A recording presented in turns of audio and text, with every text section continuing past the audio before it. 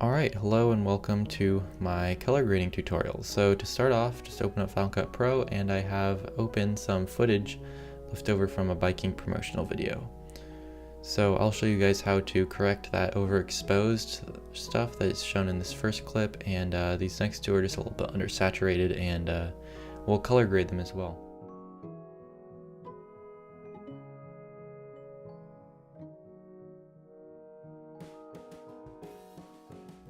Alright, so to start off, we're going to go into workspaces and click on color and effects, and that will bring up these different displays on the left hand side.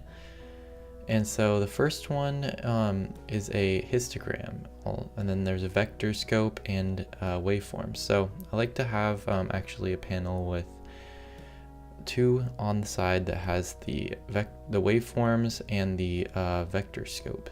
So the vector scope I like to keep here because first of all, you're going to drag on your color correction from the effects folder and kind of see how the vector scope works. So the very top is the highlights and the very bottom is the blacks, and you'll see how it kind of forms in between there. I'd say about 100 is a good space to keep your highlights, and the blacks are good to keep them around 0, maybe a little bit above. So, and then the histogram, it kind of shows you where the different colors are and how strong they are. So you see there's a lot of blue at the end from the sky, and there's lots of reds mixed in there. So yeah, that helps you with saturation. So to start off, I'm just going to go through and just check the exposure on all the clips. So just to get them all to match and to correct them.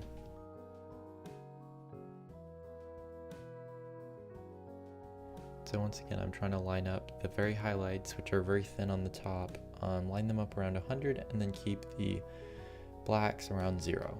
And that's just how I like to keep it, so it gives it a very deep look with strong blacks, but also not super overexposed and white in patches. Now I'll go through and saturate them, and as you see, you can tell sometimes there's a spike of a certain color, and that's usually not too good.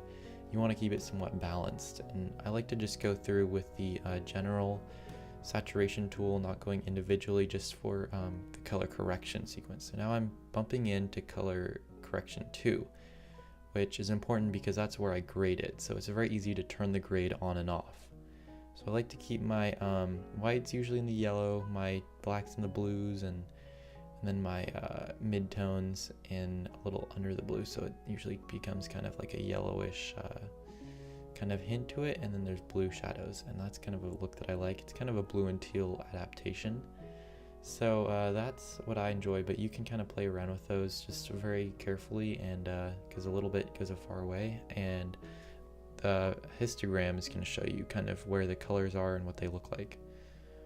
So now once you get one, then you're going to turn on, you're going to go over to presets, and you're going to create a new preset and save the setup that you did for the first clip, and you're going to copy that preset over by creating another color correction and then going down to presets again and clicking on that preset that should appear down there so that you can use that on your next clips, and it keeps it somewhat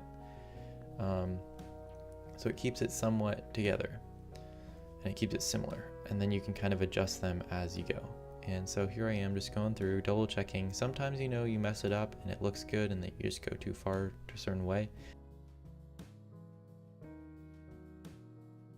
So I'm going through and I'm looking, it looks a little funny. So I'm just gonna reset my preset and start fresh, and there I am, and I'm just gonna bring my blues just a little bit, just double check how it looks together, and there we go. Here's a finished product.